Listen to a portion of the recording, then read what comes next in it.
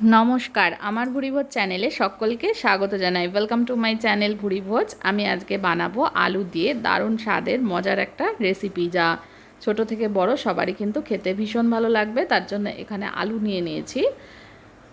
আলুগুলোকে একটু মোটা করে লম্বা করে এইভাবে কেটে নিয়েছি। আর এখানে 3-4টে লঙ্কা কুচানো রয়েছে, কাঁচা পাকা লঙ্কা।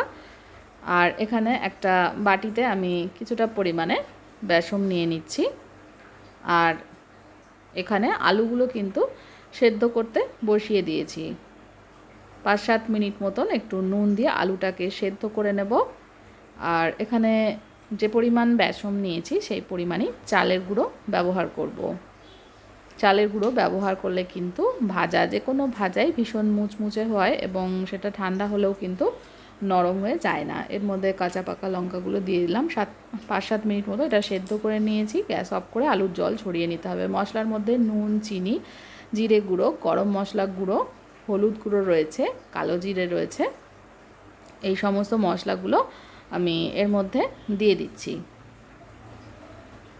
সমস্ত মশলাগুলো একসাথে মিশিয়ে একবারে এর মধ্যে দিয়ে দিলাম।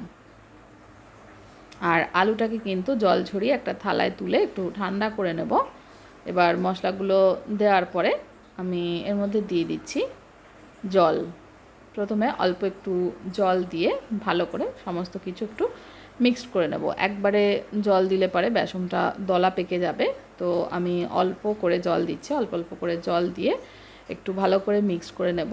নিয়ে একটু ঘন টাইপেরই ব্যাটার তৈরি হবে, পাতলা ব্যাটার কিন্তু হবে না।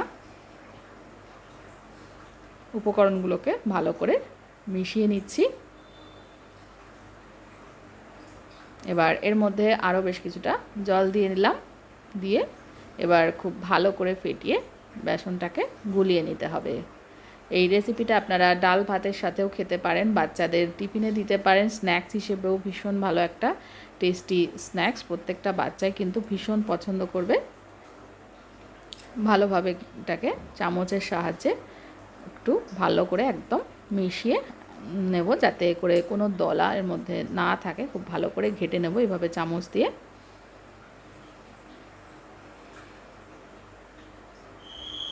যতক্ষণ না পর্যন্ত একদম যে বেসনের ছোট ছোট দলা থাকে সেগুলো মিশে না যাচ্ছে, ততক্ষণ পর্যন্ত খুব ভালো করে মিক্সড করে নিতে হবে। দেখুন ভালোভাবে এটাকে তৈরি করে নিয়েছি। এবার আলুটাকে একটু ঠান্ডা করে নিয়েছি। আলুটা এমনভাবে সেদ্ধ করতে হবে যাতে আলুটা ভালোভাবে সেদ্ধ হয় কিন্তু ভেঙে না যায় ভাজার সময়। এইভাবে সেদ্ধ করে নেব। এবার আলু এইভাবে ব্যাটারের মধ্যে ডুবিয়ে নিয়ে ভালো করে বেসনের গোলায় এটাকে ডুবিয়ে নিতে হবে। এদিকে সর্ষের তেল দিয়ে আমি এটা ভাজবো। সর্ষের তেল গরম হয়ে গেলে আলুগুলোকে চামচের সাহায্যেই এইভাবে তুলে তেলে ছেড়ে দেব। আর তেলটা ভালো করে গরম হয়ে গেলে ফ্লেমটা মিডিয়াম টু লোয়ে রেখে এগুলোকে ভেজে নিতে হবে। এইভাবে আলু ভাজা করে খেলে ভীষণ ভালো লাগবে। ডাল ভাতের সঙ্গেও কিন্তু ভীষণই ভালো লাগে। বাকি আলুগুলোকে এইভাবে ব্যাটারে চুবিয়ে ভালো করে ব্যাটারের মধ্যে ভালো করে মিশিয়ে কোট করে এগুলোকে ভেজে নেব।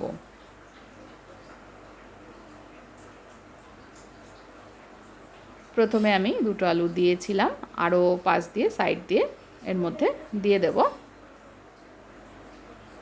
এবার 2-3 মিনিট পরে যখন দেখব তলাটা ব্রাউন কালার হয়ে আসছে, তখন উল্টে দেব। এইভাবে একটার সাথে আরেকটা জোড়া লেগে গেলে একটু খুন্তি দিয়ে এভাবে কেটে নেব। অপর দিকটাও ভালোভাবে ভেজে নেব। দেখুন দুটো দিকই কিন্তু খুব সুন্দর করে ভাজা হয়ে আসছে। এবার এটা তুলে নেব একটা থালায়। এটা কিন্তু ভীষণই মুচমুচে হয়েছে।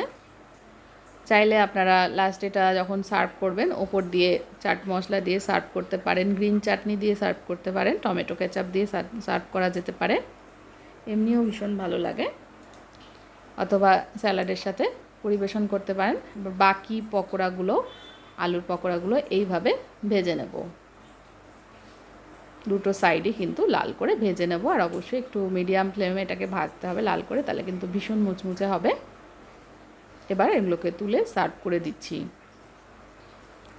রেসিপিটা ভালো লাগলে আমার চ্যানেলটাকে যারা এখনও সাবস্ক্রাইব করেনি তাদেরকে অনুরোধ করব সাবস্ক্রাইব করে নেওয়ার জন্য। সকলে ভালো থাকবেন, সুস্থ থাকবেন। রেসিপি দেখার জন্য অনেক অনেক ধন্যবাদ।